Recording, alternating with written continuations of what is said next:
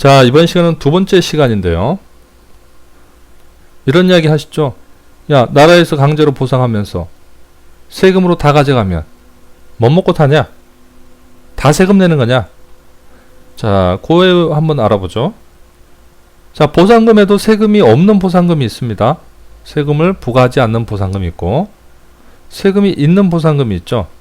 보상금 중에도 세금이 있는 부분이 있고 없는 부분이 있구나. 그걸 구별해 보시면 되겠고요. 세 번째 가장 중요한 거죠.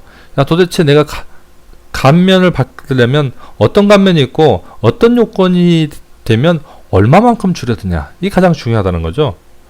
자, 이 부분들을 좀 자세히 알아볼 텐데요. 자, 우리 신도시 건설사업 보상계획 열람 공고, 이 신문에 이런 것들 자주 나오지 않습니까? 자, 신도시 이렇게 건설한다, 공고하는 거죠. 그 밑에 보면은 요 편입 지번이 있습니다. 이 땅들이 들어간다라고 지금 편입해서 공고를 해놨습니다. 자, 우리 어떤 보상을 하기 전에 어떻게 되죠? 뭐 발표를 합니다. 이 도시 개발할 겁니다 라고 발표를 하고, 그런 다음에 어떻게 되죠? 뭐 공고하고 감정평가하고 뭐 보상금 지급하고 또는 문제 이의 신청하고, 뭐 한번 하려면요 최소한 짧게는 6개월 길게는 몇 년 이렇게 걸립니다. 자, 이러다 보면 어떻게 돼요? 시간의 문제라는 거죠. 시간이 굉장히 길어집니다. 그러다 보면 사람들이 어떤 생각을 가지냐. 자, 이것도 중요한데요. 보상 전과 후가 틀립니다. 보상 전에는 이런 거죠. 나라에서 강제하는 사업이구나, 어쩔 수 없구나, 보상금이나 좀 많이 줬으면 좋겠다. 두 번째는 보상금도 세금 낸다고? 그러면 세금 줄이는 방법은 뭐가 있지? 이런 고민을 하게 되고요. 보상금을 받고 나면 세금 다 내고 나면 어떻게 고민 들겠어요? 이 돈 어떻게 해야 되지 이제? 가족한테 줘도 되나? 애들한테 줘도 되나? 또는 상가를 살까? 건물을 살까? 집을 살까?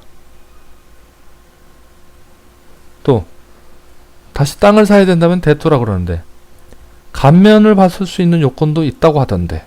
자, 이런 전반적으로 보상 전과 후의 어떤 의사결정들이 굉장히 달라진다는 겁니다. 이런 것들을 제대로 한 머리에 다 깨고 있으면 나중에 이제 보상과 관련해서는 굉장히 여러 가지 혜택들을 다 찾아 먹을 수 있는 거죠. 자, 우선 그래서 세금이 있는 보상금이 있고 세금이 없는 보상금이 있는데, 자, 이분이 조금 전에 김씨죠. 5억의 보상을 받았습니다.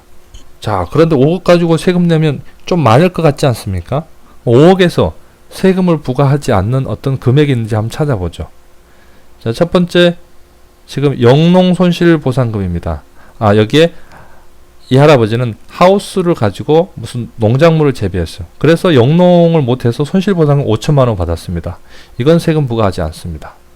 두 번째, 그 하우스 건물 있어요. 이런 건물은 지작물이라는데 이것도 5천만 원 받았는데 이것도 세금 내지 않습니다. 그러면 보상금 5억 중에 일단 5천만 원 5천만 원에서 1억 원 세금 내지 않네요. 자, 4억 가지고 세금을 계산을 한다고 하는데 이분이 또 그걸 1억 주고 샀어요. 그러면 어떻게 됩니까? 5억 중에 원래 1억은 세금 내지 않을 돈 빼면 어떻게 되죠? 4억. 4억에서 내가 샀을 때 얼마 들었어요? 1억. 그러면 3억이 과세 대상 소득이네요. 3억. 그래서 3억이 나온다는 겁니다. 5억 중에 이제 3억 가지고 세금을 계산한다는 거죠. 자, 그래서 세금이 없는 보상금이 있다. 또 세금이 있는 보상금도 취득금액 여러 비용들을 빼준다라고 보시면 될 것 같습니다. 가장 중요한 이야기죠. 세금 감면 요건은 어떻게 돼요? 그리고 감면 혜택은 얼마나 됩니까? 자, 조금 전에 말씀드렸지만은 뭐 사업한다고 발표를 했지만 대통령 공약도 했다가 없어지는 거 실행 못하는 경우들이 많죠. 이 시간이 굉장히 오래 걸립니다. 굉장히 오래 걸려요. 자, 굉장히 깁니다. 그런데 뭐 환경단체에서 반대해서 안 된다, 사업 타당성이 없어서 안 된다, 뭐 여러 가지 반대 사유가 있어서 안 되는 경우들이 더 많다는 겁니다. 그런데 여기 보시면 사업 인정 고시라고 제가 표시를 해놨는데 이건 뭐냐면 그 고비를 다 넘고 왔습니다. 다 넘고 와서 자, 이날은 정말 사업을 하는 날입니다. 이날이 공고가 되면은 이날에서는 무조건 해야 됩니다. 행정도시 이전처럼 무조건 해야 되는 겁니다.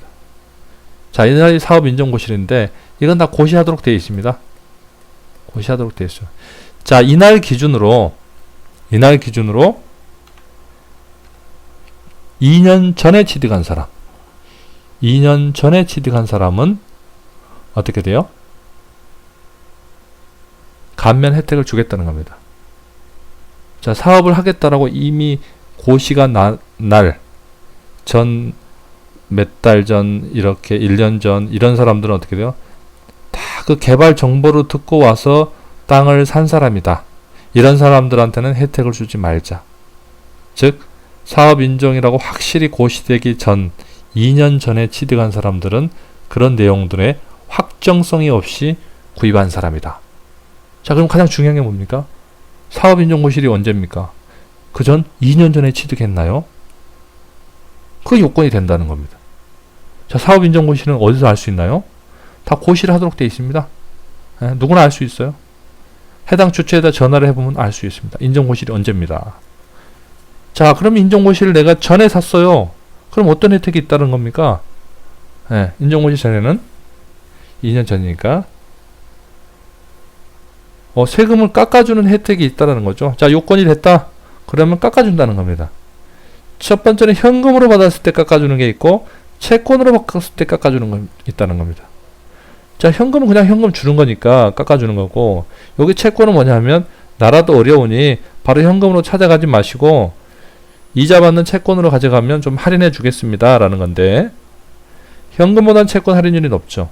자, 그래서 현금으로 15% 깎아준다는 것은 세금 5천만 원이 나왔다.